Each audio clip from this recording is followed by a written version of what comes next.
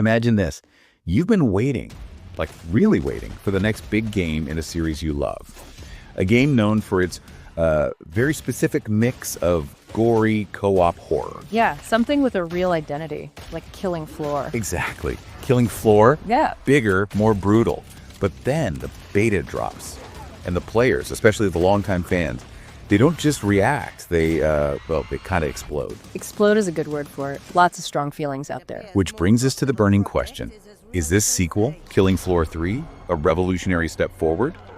Or is it, a massive disappointment that totally misses what made the series special? That's the core of it, isn't it? So today we're doing a deep dive into all that recent beta feedback for Killing Floor 3. It's the latest in that co-op survival horror FPS series. A series that really carved out its own space, Among FPS games, zombie games, it's known for being tough, super fun. Oh yeah. Thinking back to Killing Floor 1, Killing Floor 2, those waves of horrible Zeds, the slow-mo Zed time takedowns. Yeah. Just pure chaos. Exactly. And we've got a whole stack of sources to dig through here. Passionate Reddit threads. Definitely some visceral comments there. I bet. Official game previews, what the developers themselves have been saying. It's a real mix. Anticipation, hope, and quite a bit of alarm too. So our mission today is to unpack all of that. What did players actually like? What did they really, really hate? And crucially, how are the developers responding to this feedback storm?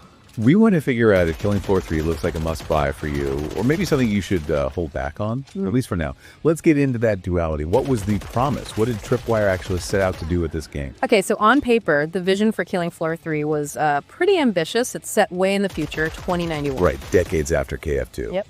And you're playing as part of Nightfall. They're like a rebel group fighting the big bad megacorp, Horzine, and their bioengineered Zeds. The Zeds everyone loves to shoot. Exactly. And these Zeds were promised to be more brutal, more intelligent, more horrifying than ever. New behaviors, too. Like what? We're talking climbing on ceilings, flanking you, exploding when they die, even adapting their tactics during the match. Sounds like a real step up in the threat level. Okay, that does sound pretty intense and scary. What about the player side? They talked about cranking up the adrenaline, right? New movement stuff. Yeah, going full adrenaline, I think, was the term. So you're not just running and shooting. You can slide, dash, climb, even execute Zeds while you're moving. Like a finishing move mid-slide. Sort of thing, yeah. And they added environmental traps, too. So more strategy mixed in with the chaos. The idea was this brutal ballet of bullets and gore, giving you more ways to move, dominate. Interesting. And a big change, I gather, was the whole character system.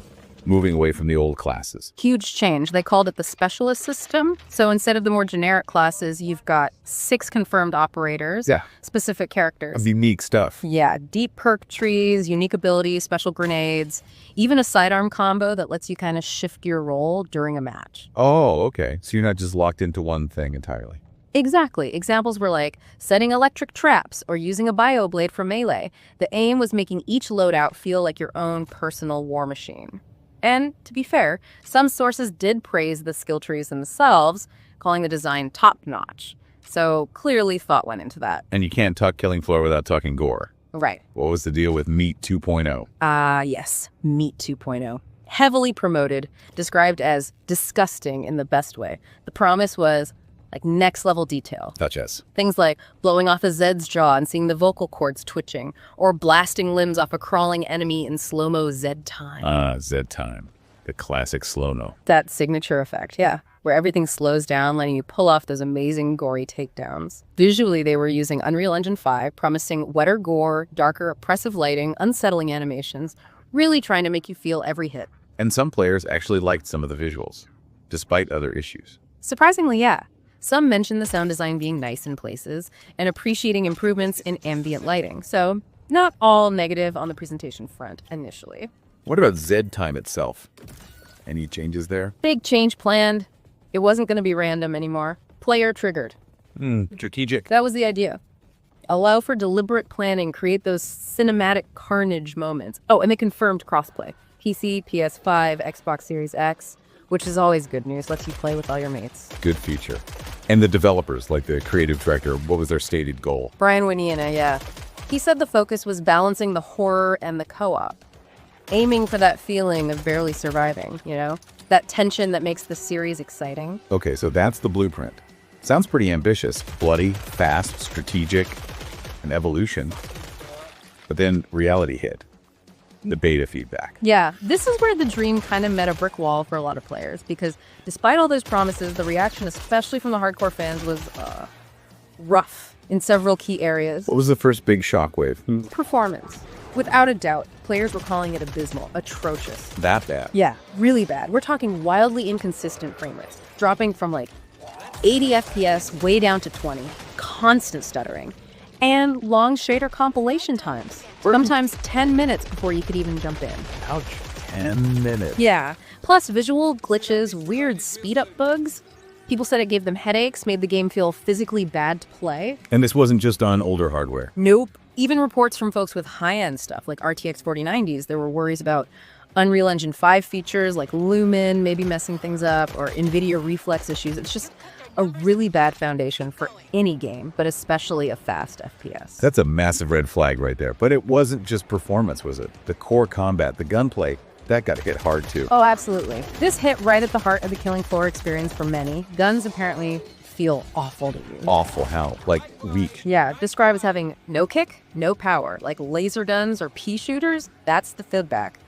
And the enemies weren't reacting well either. Unresponsive. Exactly. No satisfying stagger or feeling of impact when you hit them, which made the combat feel lifeless, unsatisfying. A huge departure from previous games where blowing Zeds apart felt really chunky and good. And what about that fancy Neat 2.0 gore system? Did that deliver? Ironically, no. Many players felt it was actually a huge step back. Instead of tearing enemies limb from limb like in KF2, they said Zeds often just explode like a red balloon. Less detailed, less satisfying dismemberment. Wow. So the gore, a major selling point, didn't land. Seems that way for a lot of beta testers. And then there's Zed time itself. Remember the strategic, player-triggered evolution? Yeah. How did that turn out? Considered a huge downgrade by many. Apparently, instead of the cool, clear, slow-motion kills from KF2, this new Zed time added a stupid red glow. A red glow. Yeah, turning enemies into basically red silhouettes without any details. Which totally kills the fun of seeing your awesome headshots or dismemberments in glorious slow-mo. It lost that visual reward. Oof. Okay, that cuts deep. Gunplay, gore, Zed time. Those are pillars of killing floor. It sounds like veterans felt the whole identity was threatened. That's exactly the sentiment. Phrases like, the soul is just gone, came up a lot. The setting, for example, people called it too modern sci-fi. How so? Like a wannabe cyberpunk KF mod made by COD devs, that kind of vibe. The old game's humor, that tongue-in-cheek Shaun of the Dead style, mixed with the grimness, reportedly completely gone. So less personality. Less killing floor personality, yeah. The comparisons weren't even to other KF games. People were saying it felt like Call of Duty, Doom, Helldivers, Payday 3, Battlefield. Everything but killing floor. That's telling. When a sequel gets compared to everything except its own predecessors, it raises that question, when does evolution become something else entirely? Yeah. Losing what made it special. It's a massive challenge for any long-running series, right? Especially one with such a distinct feel. And it wasn't just the vibe. There were a ton of controversial mechanical changes, too, that really upset the gameplay loop people knew. Like what specifically? Well, the UI was called simple, clean and cheap, felt disconnected. Healing got a total overhaul. Syringes became self-use only, limited to 3, and you even had to buy them sometimes. Different from before then. Very different. And welding doors, that classic tactic for funneling Zeds, gone. Completely removed. No way. That's huge for map control. Exactly. Plus, characters are now locked to specific classes. No more swapping mid-match if the team needs something different. Less freedom. Any other gameplay complaints? Oh, yeah. Ammo and health bags, apparently ZHOP all over the place, just appearing erratically. The new sprint and slide, described as horrible, sluggish, clunky, not smooth. Okay, so movement felt bad too. Yeah. And then there was this layer of complexity some found excessive, like 9 damage types against 4 enemy types with 12 status effects. Maybe too much information, too fiddly. Sounds potentially overwhelming. And did people worry about monetization? Definitely. Concerns about a potentially grindy progression system popped up, and seeing battle passes and shops implemented so early in a beta, that always makes players a bit wary. Understandable. And bugs. Were there just general bugs on top of everything else? Oh, for sure. Game-breaking stuff reported, glitched Zeds, guns disappearing, knife animations messing up your weapons, the usual beta woes, maybe, but piled on top of all the design complaints. Man. It really sounds like a perfect storm of issues. What about the sound? You mentioned some, like the ambient lighting, but was the overall sound okay? Mostly negative feedback on audio, actually, generally called bad. A lot of the classic, iconic audio cues were reportedly missing or just wrong. Like the specific Zed sounds. Exactly. The crawler's insect noises, the siren's scream, the Scrake's chainsaw roar, the flesh pound's heavy rumble. People said those distinct sounds were gone or muted. Even the commando's guns apparently sounded lame. Wow. Those sounds are part of the game's identity, telling you what's coming. They really are. And a big one for atmosphere. Apparently no licensed heavy metal tracks with vocals, which has always been a huge part of that high-energy Killing Floor soundtrack. Okay, so putting it all together, performance issues, unsatisfying combat, downgraded gore in Zed time, loss of identity, controversial mechanics, bugs, audio downgrades. It's a long list. A very long list. And it explains what happened next. Which was? The delay.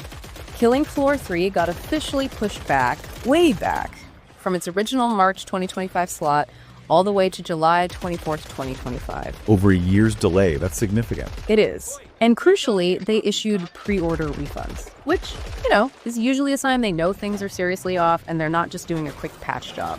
Did Tripwire say much officially about the feedback? They did. They were pretty direct, actually. Stated they missed the mark based on the beta and needed more time for a more polished version. Acknowledging the problems, then? Yeah, and the creative director, Brian Winneria, again, specifically mentioned their dedication to responding to the community's feedback. Yeah. So they are publicly saying, we heard you, we messed up, we're trying to fix it. Okay, that's something. But how did the players react to the delay? Was it seen as hopeful or... Mixed bag, really. Definitely divided. Some folks are holding out hope, thinking, okay, maybe they can fix this with more time. But a lot of players expressed real skepticism, like deep skepticism. The feeling was that these aren't just surface bugs. These are fundamental core design issues. Can they really fix the soul of the game in a year? That's the million-dollar question, isn't it? Yeah. People were worried it's going to be one of those check back in a year games that never quite gets there. Or even worse, suggesting waiting 2 years when it's fixed for $5. Ouch. That stings.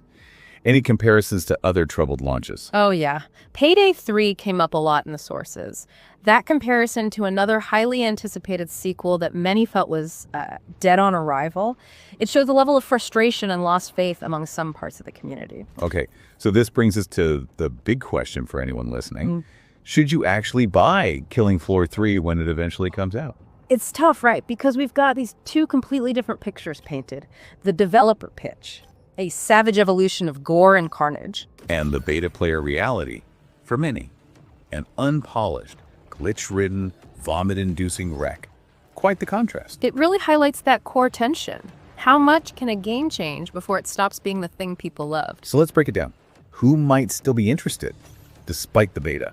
Well, if you're someone genuinely drawn to the ideas they presented, the promise of more tactical movement, that complex specialist system, the concept of Emit 2.0, the strategic Zed time. And crucially, if you're open to something that is potentially very different from KF1 and KF2, if you're not super attached to the old formula and like the sound of the new direction, maybe there's something there for you.